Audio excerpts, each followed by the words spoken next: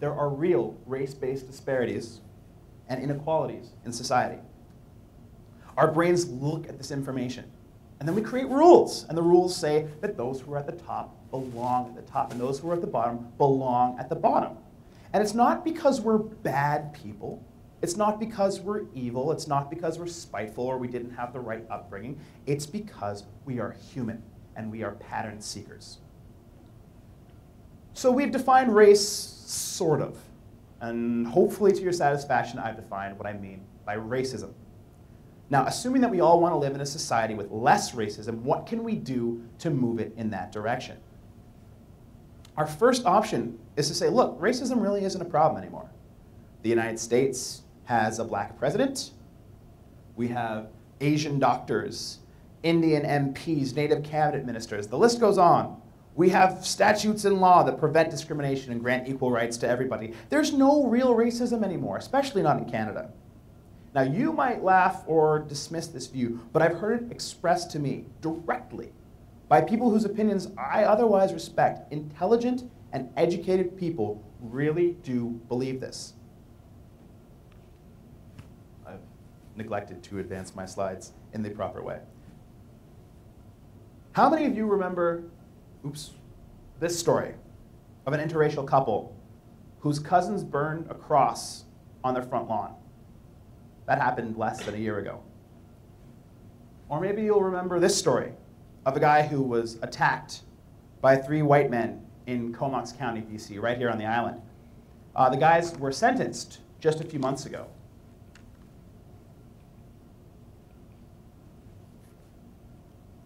Right here in the Vancouver area, a guy spray painted racist graffiti all over a wall of a parking lot in Richmond.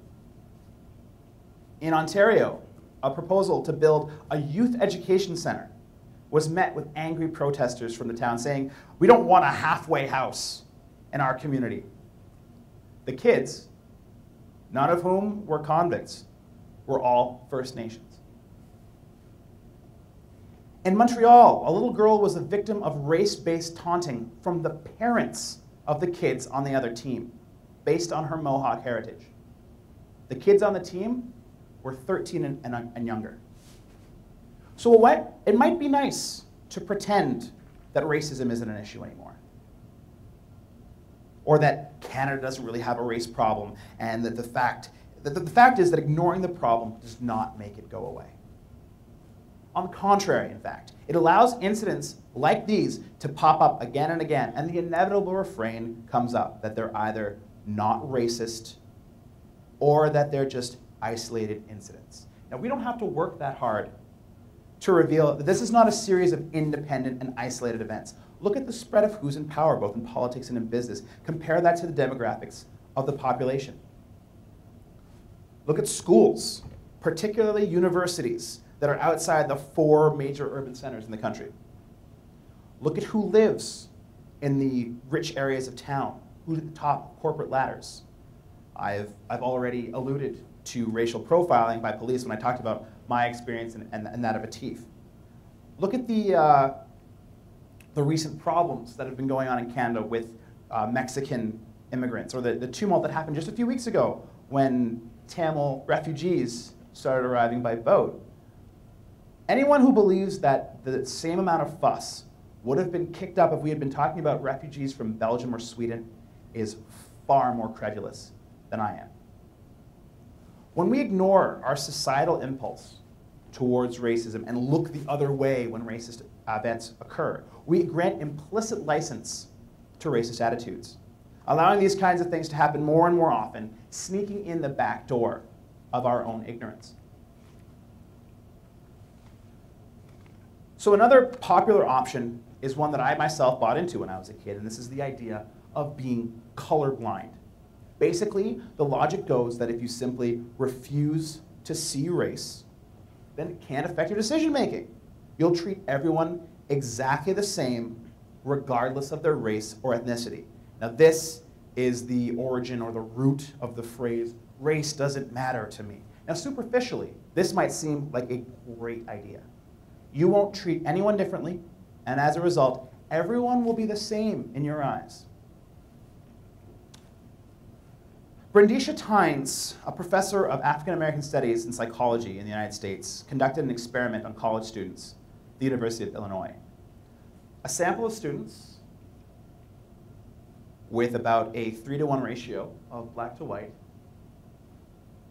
was given a scale that's designed to measure their level of color blindness.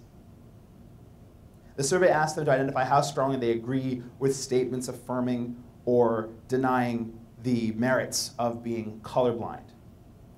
Next, the same students were asked to perform an exercise in social networking. They were given some photos and asked to comment on them as though they were posted on a friend's Facebook profile.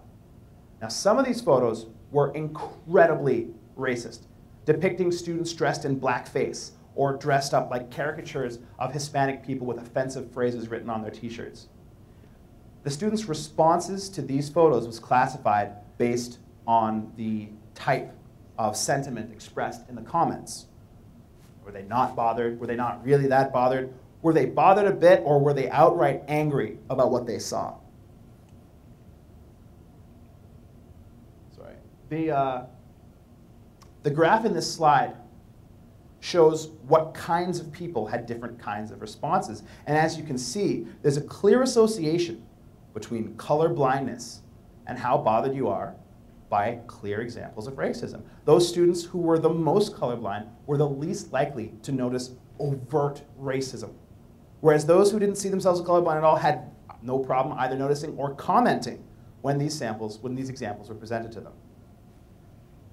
Now, interestingly, or perhaps predictably, when the white students were simultaneously more likely to call themselves colorblind, and they were less likely to be bothered by overt racism than the black students were. So here's the problem with the idea of colorblindness. It doesn't work. When you neglect the reality of race-based differences, you simultaneously neglect the real impact they have as a direct consequence of ignoring them. The only way this philosophy could possibly work is if everyone was blind to color, particularly those who were disproportionately harmed by it. And in order for it to have any benefit, there would have to be no race-based disparities in society whatsoever, which is putting the cart before the horse. You can't solve a problem by ignoring it. So my usual response to people who say that race isn't important to them, or to say that race, it's not important, I ask, to whom is it unimportant? Many people feel the lash of racial inequality on a daily basis. I hang out with my friends, and I'm acutely aware of the fact that usually I'm the only dark-skinned person in the room. It's sort of like the study of theology. Just because the thing that you're talking about doesn't exist, it doesn't mean that it doesn't have real power. Tim Wise, who's a brilliant author and anti-racist thinker from the United States, says that it's more accurate to call it color muteness. We see the effects, but we don't talk about them. And as I've said all along, ignoring the problem does not make it go away. Racism is real, and ignoring it does not help. So what can we do? Is it possible to notice the differences between people without judging them based on those differences? I think it's fairly obvious that such a thing is easily possible, since groups of people who aren't clones of each other seem to get along just fine. So I submit to you that the only way to accomplish such a task is to redraw our in-group concept. By this, I mean we can redefine our labels of us and them in a way that takes race out of the equation. This can be accomplished by encouraging the kinds of programs that tear down racial silos and encourage mutual cooperation among members of society.